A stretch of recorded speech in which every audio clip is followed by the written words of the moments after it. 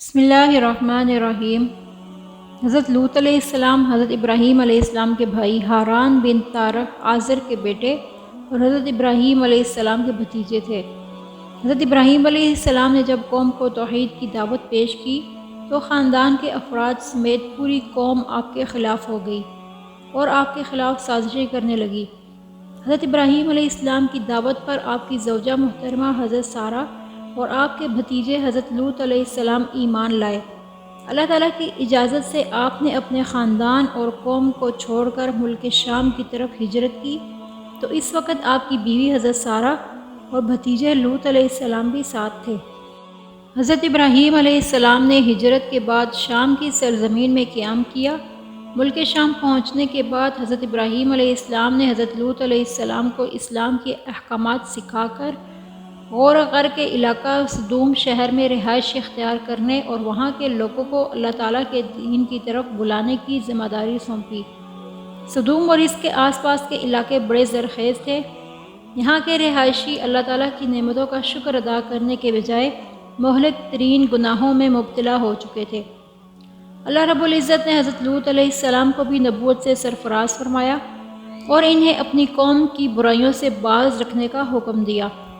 تورات میں ہے کہ مصر کے قیام میں چونکہ دونوں ابراہیم علیہ السلام اور لوط علیہ السلام کے پاس کافی ساز و سامان تھا اور مویشیوں کے بڑے بڑے ریوڑ تھے، اس لیے ان کے چراہوں اور محافظوں کے درمیان بہت زیادہ کشمکش رہتی تھی۔ حضرت ابراہیم علیہ السلام کے چرواہے چاہتے تھے کہ اس چراگاہ اور سبزہ زار سے پہلے ہمارے ریوڑ فائدہ اٹھائیں، اور لوط علیہ السلام کے چرواہوں کی خواہش ہوتی کہ اول ہمارا حق سمجھا جائے۔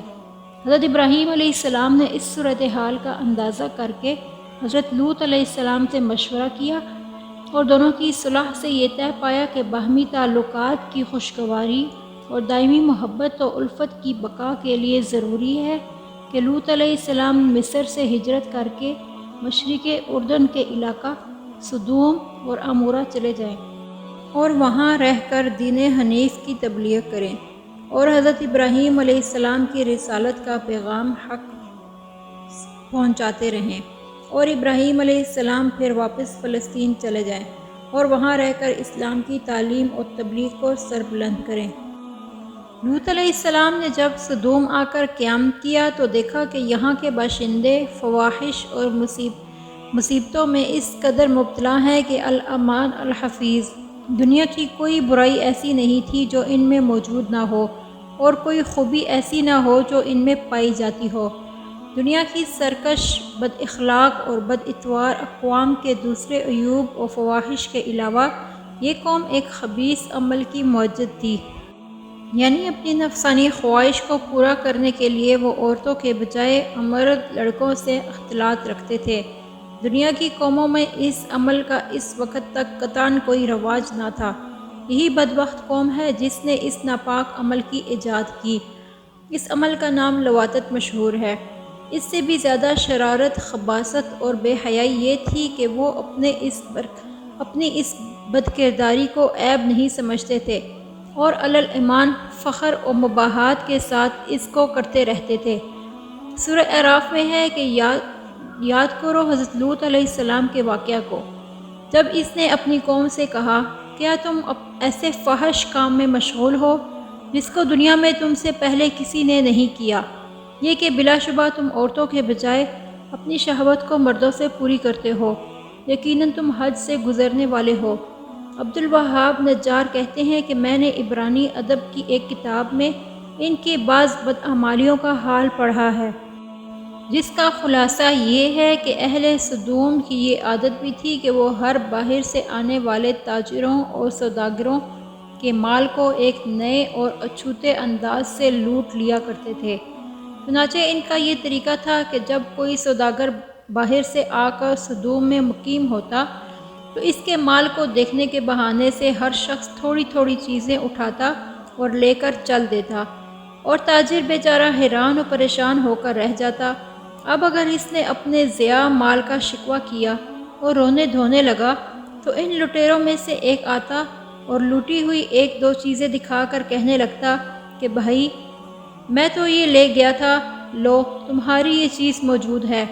وہ رنجیدہ آواز میں کہتا کہ میں اس کو لے کر کیا کروں گا؟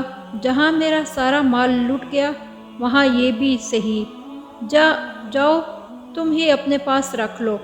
جب یہ معاملہ ختم ہو جاتا تو اب دوسرا آتا اور اسی طرح کوئی معمولی سی چیز دکھا کر وہی کہتا جو پہلے نے کہا تھا، اور سوداگر رنج و غم اور غصہ میں اس سے بھی پہلی بات لوٹا دیتا۔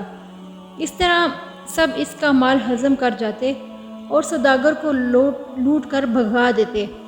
اسی کتاب میں یہ عجیب واقعہ بھی نقل کیا ہے کہ ابراہیم علیہ السلام اور سارہ علیہ السلام نے ایک مرتبہ حضرت لوط علیہ السلام کی عافیت و خیر دریافت کرنے کے لیے اپنے خالہ زاد الیعزر دمشقی کو سدوم بھیجا۔ جب بستی کے قریب پہنچا تو اجنبی سمجھ کر ایک سدومی نے اس کے سر پر پتھر کھینچ مارا۔ الیعزر کے سر سے خون جاری ہو گیا۔ تب آگے بڑھ کر سدومی کہنے لگا کہ میرے پتھر کی وجہ سے یہ تیرا سر سرخ ہوا ہے، لہٰذا مجھے اس کا معاوضہ ادا کر، اور اس مطالبہ کے لیے کھینچتا ہوا سدوم کی عدالت میں لے گیا۔ حاکم سدوم نے مدعی کا بیان سن کر کہا کہ بے شک الیعزر کو سدومی نے پتھر مارنے کی اجرت دینی چاہیے۔ الیعزر سن کر غصہ میں آ گیا اور ایک پتھر اٹھا کر حاکم کے سر پر دے مارا اور کہنے لگا میرے پتھر مارنے کی جو اجرت ہے وہ تو اس سدومی کو دے دینا، اور یہ کہہ کر وہاں سے بھاگ گیا۔ یہ واقعات صحیح ہوں یا غلط، لیکن ان سے یہ روشنی ضرور پڑتی ہے کہ اہل سدوم اس قدر ظلم، فحش، بے حیائی اور بد اخلاقی اور فسق و فجور میں مبتلا تھے۔ اس زمانہ کی قوموں میں سے ان کی جانب اس قسم کے واقعات عام طور پر منسوب کیے جاتے تھے۔ ان حالات میں حضرت لوط علیہ السلام نے ان کو ان کی بے حیائیوں اور خباثتوں پر ملامت کی اور شرافت و طہارت کی زندگی کی رغبت دلائی، اور نرمی کے ساتھ جو ممکن طریقے سمجھانے کے ہو سکتے تھے ان کو سمجھایا اور نصیحت کی، اور گزشتہ اقوام کی بدعمالیوں کے نتائج اور ثمرات بتا کر عبرت دلائی، مگر ان بدبختوں پر مطلق اثر نہ پڑا بلکہ اس کا الٹا اثر ہوا۔ کہنے لگے یہ بہت پاک لوگ ہیں، ان کا ہماری بستی سے کیا کام، ان کو یہاں سے نکالو۔ حضرت لوط علیہ السلام نے ایک بار ان کو بھری محفل میں نصیحت کی اور فرمایا تم کو اتنا بھی احساس نہیں رہا کہ یہ سمجھ سکو کہ مردوں کے ساتھ بے حیائی کا تعلق، لوٹ مار اور اس قسم کی بد اخلاقیاں بہت برے اعمال ہیں۔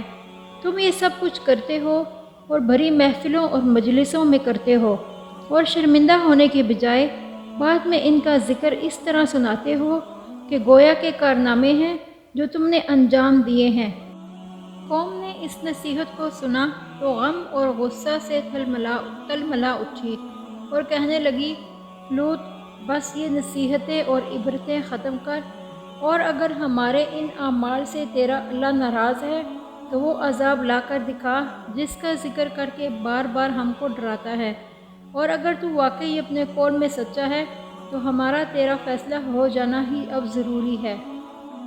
جب لوط علیہ السلام کی قوم نے واعظ و نصیحت کو قبول نہ کیا، صرف چند لوگوں کے علاوہ کسی پر اثر نہ ہوا، اور قوم نے آپ کو مختلف تکالیف پہنچانے کے ساتھ ساتھ عذاب کا مطالبہ بھی کر دیا، آپ نے اللہ کے حضور دعا مانگی، اے میرے رب ان فسادی لوگوں کے مقابلہ میں میری مدد فرما۔ اللہ تعالیٰ نے دعا قبول کی اور قوم لوط کو ہلاک کرنے کے لیے فرشتے بھیجے، اور انہیں یہ بھی حکم دیا کہ قوم لوط کو ہلاک کرنے سے پہلے ابراہیم علیہ السلام کو ان کے بیٹے اسحاق اور پوتے یعقوب کی خوشخبری بھی دیں۔ حضرت ابراہیم علیہ السلام کے ساتھ یہ واقعہ پیش آیا کہ حضرت ابراہیم علیہ السلام جنگل میں سیر کر رہے تھے۔ انہوں نے دیکھا 3 آدمی سامنے کھڑے ہیں۔ حضرت ابراہیم علیہ السلام نہایت متواضع اور مہمان نواز تھے، اور ہمیشہ ان کا دسترخوان مہمانوں کے لیے وسیع تھا، اس لیے ان تینوں کو دیکھ کر وہ بے حد مسرور ہوئے اور ان کو اپنے گھر لے گئے اور بچڑا ذبح کر کے ٹکے بنائے اور بھون کر مہمانوں کے سامنے پیش کیے، مگر انہوں نے کھانے سے انکار کیا۔ یہ دیکھ کر ابراہیم علیہ السلام نے سمجھا کہ یہ کوئی دشمن ہے جو حسب دستور کھانے سے انکار کر رہے ہیں، اور کچھ خائف ہوئے کہ یہ آخر کون لوگ ہیں۔ مہمانوں نے جب حضرت ابراہیم علیہ السلام کا اضطراب دیکھا تو انہوں نے ہنس کر کہا کہ آپ گھبرائیں نہیں، ہم اللہ کے فرشتے ہیں، آپ کو بیٹے اور پوتے کی خوشخبری سنانے آئے ہیں، اور ہمیں قوم لوط کو ہلاک کرنے کے لیے بھیجا گیا ہے۔ جب ابراہیم علیہ السلام نے فرشتوں کی زبانی قوم لوط کی ہلاکت کی خبر سنی تو ہمدردی کا اظہار کرتے ہوئے قوم لوط کی جانب سے دفاع کے طور پر کہنے لگے کہ تم اس قوم کو کیسے ہلاک کرنے جا رہے ہو جس میں اللہ تعالیٰ کے برگزیدہ نبی لوط علیہ السلام بھی موجود ہیں۔ فرشتوں نے عرض کیا کہ ہم یہ سب جانتے ہیں، ہمیں یہ حکم دیا گیا ہے کہ ہم پوری قوم کو ہلاک کر دیں سوائے لوط علیہ السلام اور ان کے خاندان کے، البتہ لوط علیہ السلام کی بیوی بھی غضب کا شکار ہوگی۔ ابراہیم علیہ السلام کو بیٹے اور پوتے کی خوشخبری دینے کے بعد وہ فرشتے لوط علیہ السلام کے پاس نہایت حسین اور جمیل نوجوان لڑکوں کی صورت میں مہمان بن کر سدوم پہنچے۔ حضرت لوط علیہ السلام ان مہمانوں کو دیکھ کر گھبرا گئے اور اس بات سے ڈرے کہ ان بدبخت قوم ان مہمانوں کے ساتھ کہیں برا سلوک نہ کرے۔ حضرت لوط علیہ السلام ابھی اسی فکر میں تھے کہ قوم کے لوگوں کو آپ کے پاس آنے والے مہمانوں کے بارے میں معلوم ہو گیا، اور انہوں نے آ کر حضرت لوط علیہ السلام سے یہ مطالبہ کیا کہ انہیں ہمارے حوالے کرو تاکہ ہم ان سے اپنی جنسی خواہش پوری کریں۔ آپ علیہ السلام بہت غمگین ہو گئے۔ لوط علیہ السلام کو پریشانی میں دیکھ کر فرشتوں نے کہا کہ آپ ہماری ظاہری صورتوں کو دیکھ کر گھبرائیں نہیں، ہم انسان نہیں بلکہ اللہ کے بھیجے ہوئے فرشتے ہیں جو آپ کی دعا کے نتیجے میں آپ کی قوم کو ہلاک کرنے کے لیے آئے ہیں۔ تب آپ کو اطمینان ہو گیا۔ فرمان الہی ہے، جب ہمارے بھیجے ہوئے فرشتے لوط علیہ السلام کے پاس پہنچے تو وہ ان کی وجہ سے بہت غمگین ہوئے اور دل ہی دل میں کڑنے لگے کہ آج کا دن بڑی مصیبت کا دن ہے۔ آخرکار لوط علیہ السلام خاموشی سے ان کو اپنے گھر لے آئے، لیکن آپ کی بیوی نے قوم کو ان مہمانوں کی خبر دے دی، اور لوط علیہ السلام کی قوم کے لوگ دوڑتے ہوئے ان کے پاس آ پہنچے، جبکہ وہ تو پہلے ہی سے برائیوں کا ارتکاب کیا کرتے تھے۔ لوط علیہ السلام نے بڑے مشفقانہ انداز میں سمجھاتے ہوئے کہا، اے میری قوم، یہ میری قوم کی بیٹیاں موجود ہیں، یہ تمہارے لیے پاکیزہ ہیں، لہٰذا تم ان سے نکاح کر لو، اللہ سے ڈرو اور میرے مہمانوں کو پریشان کر کے مجھے رسوا نہ کرو۔ کیا تم میں کوئی بھی سمجھدار آدمی نہیں ہے؟ قوم لوط نے جواب دیا، اے لوط، تم بخوبی جانتے ہو کہ ہمیں تو تمہاری قوم کی بیٹیوں کی خواہش نہیں ہے، اور تم تو ہماری چاہت سے بخوبی واقف ہو۔ لوط علیہ السلام نے فرمایا، کاش کہ مجھ میں تم سے مقابلہ کی قوت ہوتی، یا میں کسی مضبوط سہارے کی پناہ لے لیتا۔ حدیث پاک میں آتا ہے کہ اللہ تعالیٰ لوط علیہ السلام پر رحمت نازل فرمائے کیونکہ وہ ایک مضبوط سہارا اللہ تعالیٰ کی پناہ لیتے تھے، یعنی ابراہیم علیہ السلام نے انہیں سدوم شہر کی طرف اکیلے ہی بھیجا تھا۔ ان کا وہاں کوئی کنبہ، قبیلہ اور خاندان نہیں تھا، اور بیوی بھی کافرہ تھی۔ عذاب الہی کی آمد سے پہلے ہی حضرت لوط علیہ السلام اپنے خاندان اور مؤمنین کو لے کر رات میں سدوم سے ہجرت کر گئے۔ آپ کی بیوی نے آپ کے ساتھ چلنے سے انکار کر دیا۔ آخرکار جب رات کا آخری حصہ آیا، اللہ تعالیٰ نے آپ سے کیے ہوئے وعدے کے مطابق ایک زوردار چیخ بھیجی جس نے قوم لوط کے دل دہلا کر رکھ دیے۔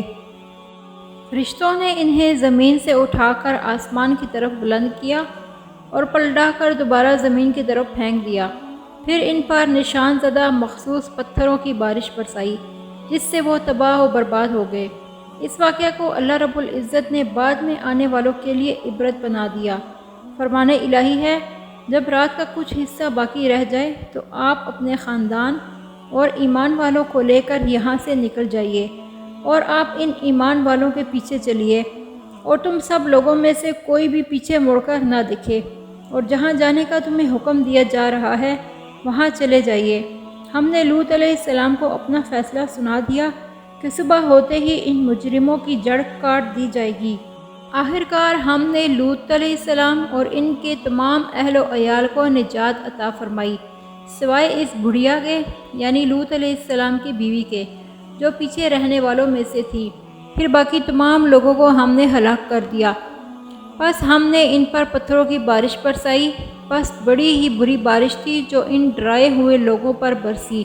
بے شک اس میں بھی عبرت ہے، لیکن ان میں سے اکثر ایمان لانے والے نہیں ہیں۔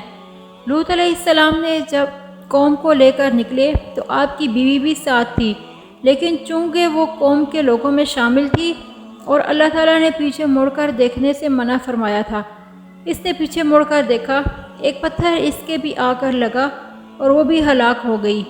قوم لوط پر 3 طرح کے عذاب آئے تھے۔ پہلی چیخ، دوسری فرشتے نے ان کی بستیوں کو آسمان پر لے جا کر زمین پر پٹخا تھا، اور تیسرا ان پر پتھروں کی بارش ہوئی تھی۔ ہر پتھر پر ہر مجرم کا نام لکھا ہوا تھا۔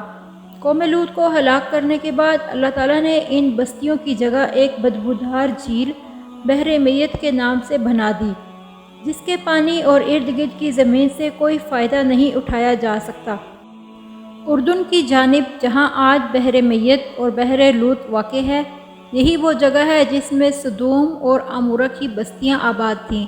اس کے قریب بسنے والوں کا یہ اعتقاد ہے کہ پہلے یہ تمام حصہ جو اب سمندر نظر آتا ہے کسی زمانہ میں خشک زمین تھی اور اس پر شہر آباد تھے۔ سدوم اور عمورہ کی آبادیاں اسی مقام پر تھیں۔ یہ مقام شروع سے سمندر نہیں تھا، بلکہ جب قوم لوط پر عذاب آیا اور اس سرزمین کا تختہ الٹ دیا گیا اور سخت زلزلے اور بھونچال آئے، تب یہ زمین تقریباً 400 میٹر سمندر سے نیچے چلی گئی اور پانی ابھر آیا۔ اسی لیے اس کا نام بحر میت اور بحر لوط ہے۔ یہ صحیح ہو یا غلط، بہرحال یہ مسئلہ حقیقت رکھتا ہے کہ اسی بحر میت کے ساحل پر وہ حادثہ رونما ہوا جو قوم لوط کے عذاب سے موسوم ہے، اور جو گزشتہ 2 سال کے عسری تحقیق نے بحر میت کے ساحل پر لوط کے عذاب کی بستیوں کے بعض تباہ شدہ آثار ہویدہ کر کے اس علم و یقین کے سامنے سر تسلیم خم کر دیا ہے، جس کا اعلان 1450 سال پہلے قرآن عزیز نے کر دیا تھا۔ یہ اللہ تعالیٰ کی طرف سے اس کی عظمت، قدرت اور اس کی پکڑ کی ایک نشانی ہے۔ سمجھدار لوگ قوم لوط کے انجام سے سبق حاصل کرتے ہوئے ان برائیوں سے بچتے ہیں جو ان کے اندر موجود تھیں، جبکہ بے سمجھ لوگ ان جرائم کا ارتکاب کر کے اپنے آپ کو عذاب الہی کا مستحق بنا لیتے ہیں، جن کی وجہ سے قوم لوط ہلاک ہوئی۔ اللہ تعالیٰ ہم سب کو ان جرائم سے بچنے کی توفیق عطا فرمائے جو قوم ہلاکت کا سبب بنی، اور ہمیشہ ہم پر اپنی رحمت کا نزول فرمائے، تاکہ ہماری دنیا کی زندگی بھی خوشحالی میں گزرے اور آخرت میں بھی جنت الفردوس کا داخلہ نصیب ہو۔ اللہ رب العزت کی رحمت کے حصول کے لیے یہ دعا پڑھنی چاہیے: اللہم رحمتک ارجو فلا تکلنی الی نفسی طرفۃ عین واصلح لی شأنی کلہ لا الہ الا انت۔ اس کا ترجمہ یہ ہے کہ اے اللہ، میں آپ کی رحمت کا طلبگار ہوں، مجھے ایک لمحہ کے لیے بھی میرے نفس کے حوالے نہ کرنا اور میرے تمام معاملات درست فرما دیجیے۔ آپ کے علاوہ کوئی معبود برحق نہیں ہے۔ امید کرتی ہوں کہ آج کی ویڈیو بھی آپ کو ضرور پسند آئی ہوگی۔ پسندیدگی کا بہترین اظہار یہ ہے کہ ویڈیو کو لائک کریں، شیئر کریں اپنے احباب کے ساتھ۔ جزاک اللہ خیر۔ ویڈیو دیکھنے کا بہت شکریہ۔ اگلی ویڈیو آنے تک کے لیے اجازت چاہتی ہوں۔ اللہ حافظ۔